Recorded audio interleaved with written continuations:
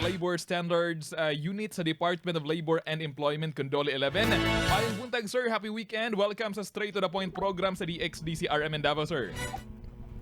Mayong buntag, Sir Kirby Manzon, no? And sa atong mga tigpaminaw, no? Sa atong programang Straight to the Point. Yes po, sir. Salamat kay sa imuhang panahon, sir. Daghang nag-atang actually, sir, ani atong topic karong buntag. Kay nasa lay mga questions, concerns regarding 13th month pay. Labi na nga pila lang kaadlaw ka sa, sir, December na gyud, no? Para sa atong mga, or para atong masabdan pag maayo, can you help us kanang understand, sir? Unsa ba gyud ang 13th month pay? Unsa ba ang kining formula or kining computation ani, sir? Ang 13th month pay, sir, no, is base sa Presidential Decree number 851 na nag-attack o dugang benepisyo, monetary siya na benefit to sa ato ang mga rank and file employees. Ang computation nato sa minimum na 13th month pay is the total basic salary earned by the employee for the entire year. Divide lang nato na siya by 12 months. No? So, mao na ang ato ang computation for the 13th month para sa atong mga rank and file employees. Sir, is it mandatory, sir, or kanang voluntary ba sa company? Kung siya, sir, statutory, mandatory siya nga benefit. No? So, generally, tanang employers are obliged to pay their employees the equivalent 13th month pay para sa ilang mga empleyado. So, as far as I am, sa akong nasabdan, sir, murag ang voluntary is ang bonus, sir, no? Tama ba, sir? Yes po, sir. Ang minimum requirement under the law is the 13th month, no? Kung na may mga laing mga bonuses, ay mga benepisyo, part na gyapon na sa prerogative ni management kung nasa ipahatag pang additional, no? But the minimum requirement is the 13th month pay po. Ayun. Ang mga pangutana diri, sir, kanang maka-avail ba ko or kinsa ba ang maka-avail, sir, sa kining kuan, sir? Kinay may uban nga kanang ay kuan naman ko kanang katabang raman ko murag di ko qualified ani or eligible ani. Kinsa ang maka-avail? Pwede ba bisan kasambahay niya naabay mga kumpanya or employer nga exempted ani, sir? So as to the eligibility, sir, no, generally ang tanan, no, in the private sector, specifically in the private sector, tanang rank and file employees. So appeal ang sa bag-o pod nga IRR, no, sa atong kasambahay law, entitled na pod ang atong mga domestic helpers to the 13th month pay. And ang nalay mga exemption kani mga klase sa employment nga kanang purely commission based or boundary or task basis, no, ang ilahang pagpanweldo sa tibok tuig, exempted sila, no, dili siya mandatory. Nanapod kang employer kung tagaan gihapon sila og benepisyo, but dili siya mandatory for those kinds of employments or for those types of employment po, sir. Pero lahi po tong ano, sir, no, katong contractual or kiting job of order, they're still kanang eligible for this 13th month pay? Yes, sir. Alright. Contractual employees or job contract or job contracting or employees of the contractor, in general term, entitled gihapon na sila, sir, as long as they are paid on the daily basis. Ayun.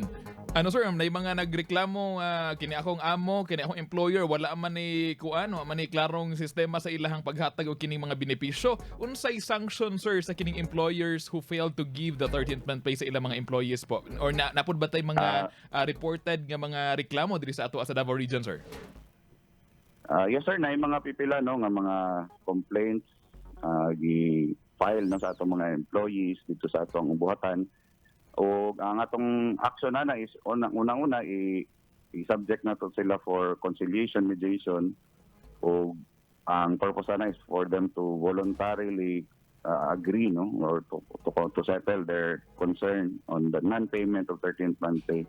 Doon na po tayo mga makita during atong conduct of labor inspection nga doon ay mga violation. Ang administrative sanction na or the administrative action of the department is i-compel, i-orderan sila nga bayaran yun ang atong mga empleyado. Ayon. Sir, napoy kuan po ni question po nila kay naiuban nga I believe sir pwede nga ihation ang kuan sir pag-release sa 13th month pay just like other companies kanang ilahang ginahimo sir. Dili lang siya kanang one time nga by December 13th month pay. Di ba sir? Tama ba sir? Yes, sir. That is allowed. So, no, ang minimum requirement, again, under 851 is dapat dili siya mulampas og December 24. No? So, kung hation man nila twice or three times sa katuig, depende na kay management pod, no? Kung inana iyang manner of payment. As long as masubay nato tong minimum computation, minimum amount, o ang katong time, no? The time of payment or the time of release sa ato ang 13th month pay. Kaya na may uban nga gina-practice nila before mag-start ang pasukan, no? Sa mga ilang mga estudyante. Yes. In time pod, no, nga mahatag po sa ilang mga empleyado para magamit po, no, sa ilang mga pamilya. Gawas ana sir, murag naapoy sir, correct me if I'm wrong sir, kanang 13th month pay nga murag built in kung baga sir sa ilang sweldo sir. Tama ba sir? Yes, sir. That is also allowed, no? Ma-receive na nila on a monthly basis. Same thing, dapat dili gihapon sa mulampas sa katong itakda nga date, no, or deadline. So katong murag computation sir, dapat katong gihapon gyud ang madawat sa kining kuan mga employees. Yes po, sir. The total basic salary earned ng employee for the entire year. So talon lang po siya, then we will divide it by 12 months po. Ayon. Ano sir, lastly, panawagan nato sa kining mga employers nato, especially diri sir sa kining sa Davao region, to be specific, and mga obligation, mga responsibilities, and any kuan sir nga pwede niyo i-remind sir from your end po sa DOLE-XI sir. Yes, sir. No, I would like to take this opportunity na din manawagan or pahimangnuan ang atong mga employers. We would like to encourage, no, nga i-report natay reporting sa under sa atong DOLE establishment report system. Mga pwede nato dito na nato i-submit atong 13th month pay report kay under sa 851, the Presidential Decree 851, doon ay obligasyon not only to pay their workers the 13th month pay, but to report to DOLE nga kaning mga empleyado nakadawat ani nga 13th month pay o katong mga amounts, no. So nani siya pwede nato ma-access, no, online at reports.dole.gov.ph. So dito nato i-submit ang ato ang 13th month pay report, o nani siya deadline, no, nga dapat ma-report nato siya not later than January 15 of the following year, so January 15, 2024 po. So mao ni atong mga obligasyon, no, atong responsibilidad in the payment in relation, no, to the payment of 13th month pay para sa atong mga empleyado po. Yes po. Sir, pahabol na ko sir, so far na bay nasampulan gyud diri sa sir, sa Davao region sir nga nakasuhan gyud regarding ani paglapas ani sir?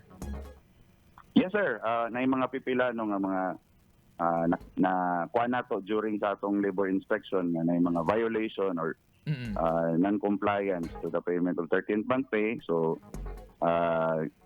of course, we provide due diligence and we provide them the due process ang employer, no, on the side of the employer nga tagaan sila og oportunidad, may panahon nga pwede nila ma-comply. So mao na siya ang action ni DOLE is we review, we examine ang mga employment documents sa atong mga trabahante para makomputan po sila sa ilang katong mga wala na bayad sa ilang 13th month pay.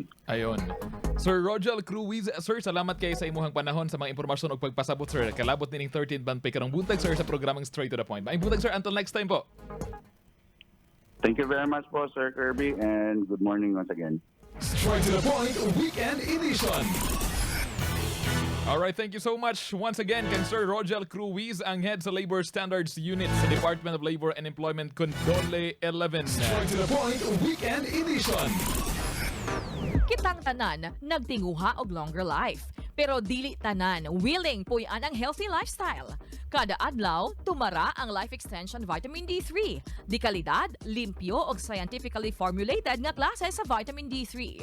100% made and formulated kini sa Life Extension Foundation, ang pinakadako o pinakalapad nga medical group didto sa US. Ang usa ka soft gel adunay 1,000 international unit strength or concentration sa vitamin D. Hinungdan nga kini ang #1 vitamin D3 brand nga prescribed o recommended sa medical doctor sa Pilipinas. Ayaw sab piyata ang pag-avail sa ilang libre nga check-up diha sa Life Extension Medical Clinic nga nahimutang sa Unit number 1A, Ground Floor, DGGG Y10 Building, corner C Bangoy ug JP Rizal Street, Davao City.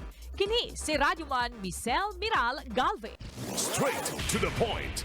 Ang pangutana mo sugot ba kag sayo ihatag or dili lang sayo kay ihatag ang 13th month pay? Mga itag punto por punto sa atong kaubanan sa atong pagbalik kadiyot lang. Oras alas 6:43. RMN. Straight to the point. Straight to the point. Weekend edition. Weekend edition. Mula sa #1 Smart Dishwashing Paste. Ang galing-galing mo! Smart dishwashing paste ko!